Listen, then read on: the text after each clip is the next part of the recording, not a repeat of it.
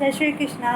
पीछे हमने पढ़ा कि कैसे ठाकुर जी ने ब्रह्मा जी का भी मान तोड़ा, इंद्र देवता का भी मान तोड़ा, कामदेव का भी मान तोड़ा। कहते हैं कि ठाकुर जी के लिए तो ना किसी भी समक्ष जो उसका अभिमान तोड़ना है ना, वो तो एक छोटी सी बात है। लेकिन किस तरह से वो बिना किसी का दिल दुखाए जब ये सब कुछ करते हैं ना, तब वे कैसे सबके मन को जीत लेते हैं। उनकी एक छोटी सी छोटी बात भी जो है ना, वो हमारे हृदय को हमेशा प्रफुल्लित करती रहती है।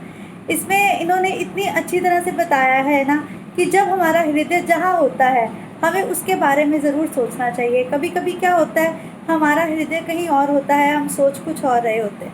कहते हैं जहाँ पे मन हो, खुद को भी अब अगर हम वहीं रखेंगे। पीछे हमने भक्त की एक कथा पढ़ी है, जो कि था तो मंदिर में, लेकिन उसका जो मन है वो मंदिर में नहीं था। और दूसरा जो किसी वहाँ वैश्या के पास था, लेकिन उसका जो मन है वो फिर भी मंदिर में था।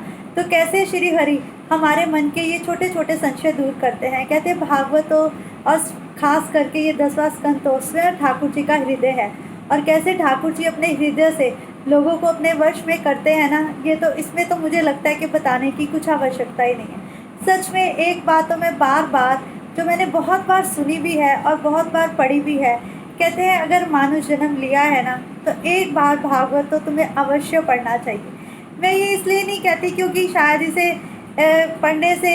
पढ़ने से ना बहुत से ऐसे हमारे मन के जो, जिसको मैं सच में कहती हूँ कि क्वेश्चन आंसर्स, जिसे हम कहते हैं ना कि हमारी लाइफ में बहुत सी ऐसी बातें होती हैं जो ठाकुर जी कब उन्हें बदल देते हैं ना हमारे हृदय से, हमें पता ही नहीं चलता। अवृत को मोक्ष मिला और वृत को नरक। अवृत को लेने के लिए भगवान स्वयं आए और उसे अपने साथ ले गए। लेकिन वृत जो मंदिर में था, लेकिन केवल ये सोचकर कि उसका मित्र वहाँ पे मौज कर रहा होगा, उसने अपना हृदय मंदिर में नहीं अपितु अपने दोस्त के पास ही रहने दिया, जिससे भगवान उसे लेने नहीं आए। यही थे उन दोनों के दोषों का अंतर।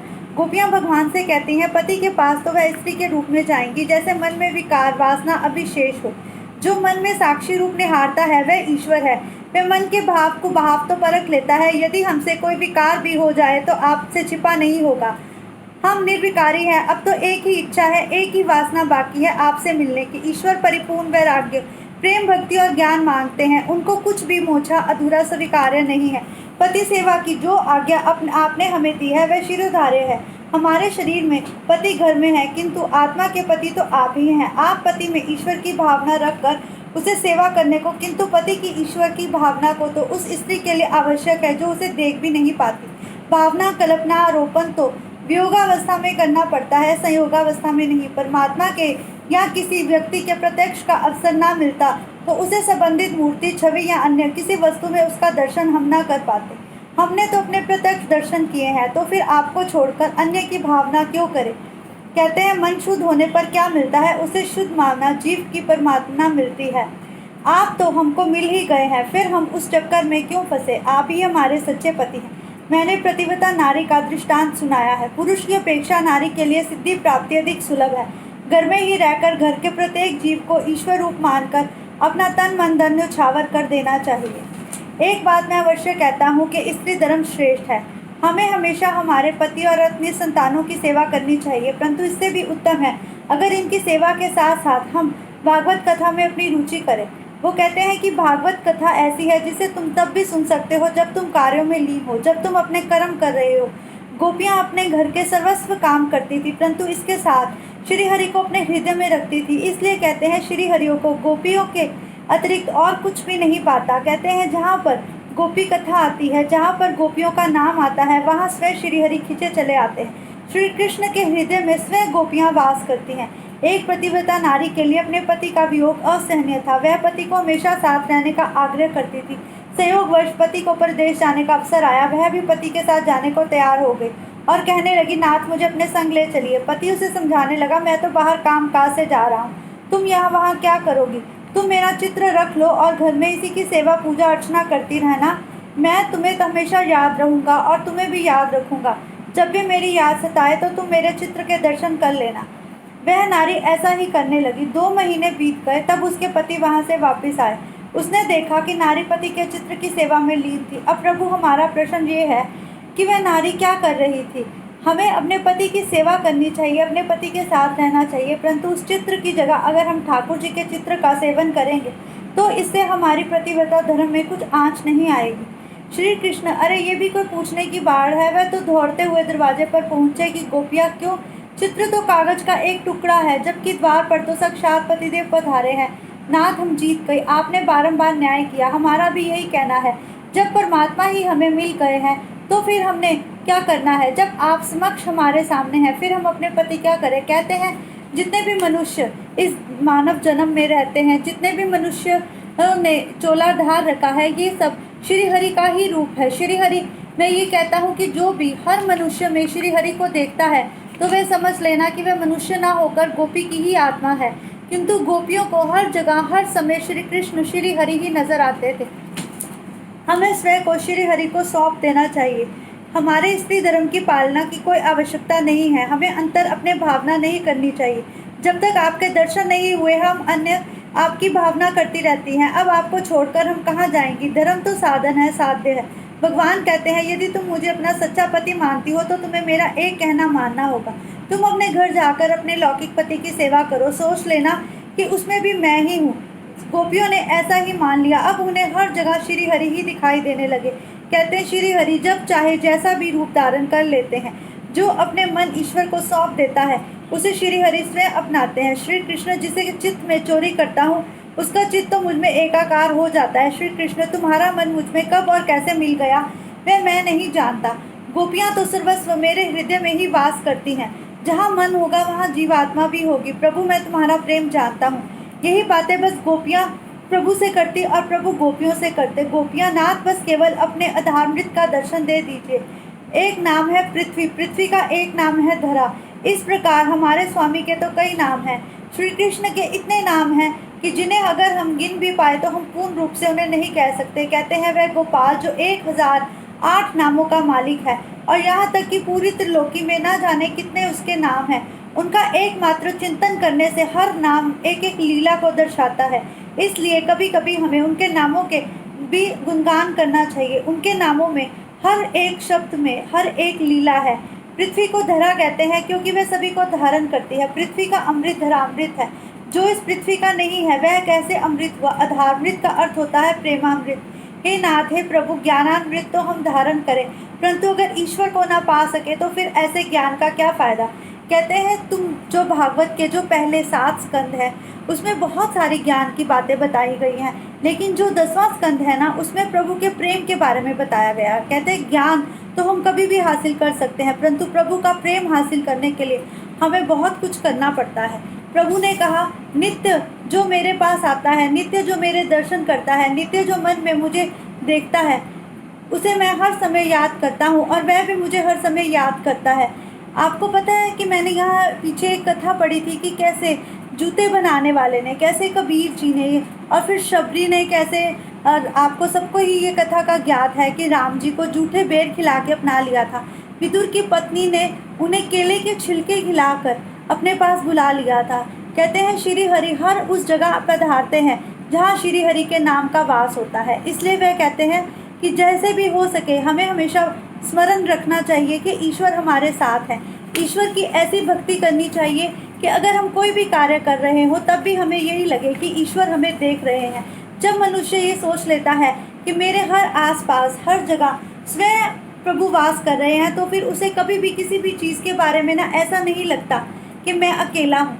कुछ लोग तो ऐसे होते हैं जो प्रभु को इस कदर अपना लेते हैं कि उन्हें अपनी हर बात में हर चीज़ में यही लगता है कि प्रभु मेरे साथ है।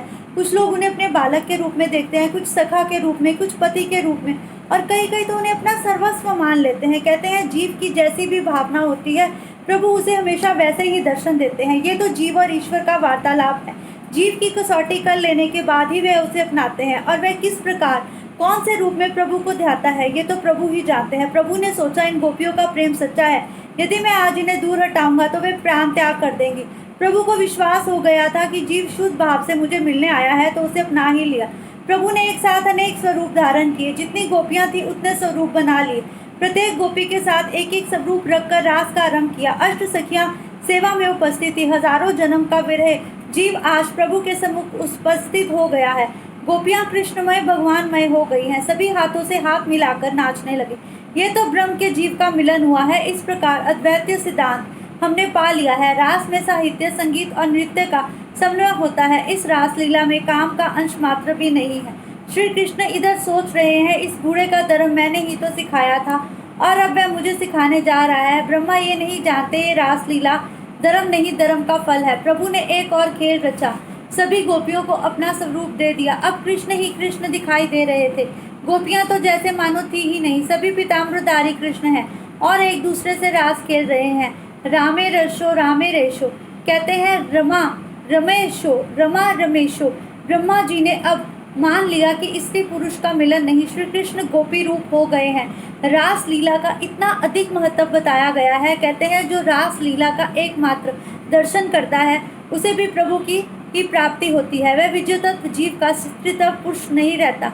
फिर जितनी गोपियां थी उतने स्वरूप प्रभु ने धारण कर लिए। और शायद ये लोग बात बहुत कम लोग जानते हैं। लोग बातें तो बहुत सी करते हैं, परंतु अगर श्री हरि के चरित्र का मंथन किया जाए ना, तो फिर किसी को ये समझ आए कि श्री हरि हर गोपी के साथ उस रास में थे। श्री हरि अपने 1000 कहते हैं ना, अगर उनकी 8 महारानियां थी, जिनको वो पटरानियां भी कहते हैं, जिनमें लक्ष्मी माता थी, जिनमें यशोदा माता, वो तो उनकी माता थी, वो यही बात बार बार बताते हैं कि जितनी भी उनकी पत्नियां हैं उतने श्री कृष्ण थे, जितनी गोपियां थी वह उतने रूप धार लेती थी। यदि इस लीला में काम का हेतु होता तो बंद कमरे में की जाती, परंतु ये ऐसी लीला थी जो प्रभु सबको बताना चाहते थे। प्रभु चाहते थे आज हर लड़का हर लड़की इस रास लीला को देखे। ब्रिज में रास लीला में 11 वर्ष से कम अवस्था के लड़के लड़कियां भाग लेते हैं, क्योंकि इस उम्र के लड़के लड़कियों में किसी भी प्रकार का काम नहीं होता। शक्ति के साथ साथ कमावृत्ति भी बढ़ती जाती है।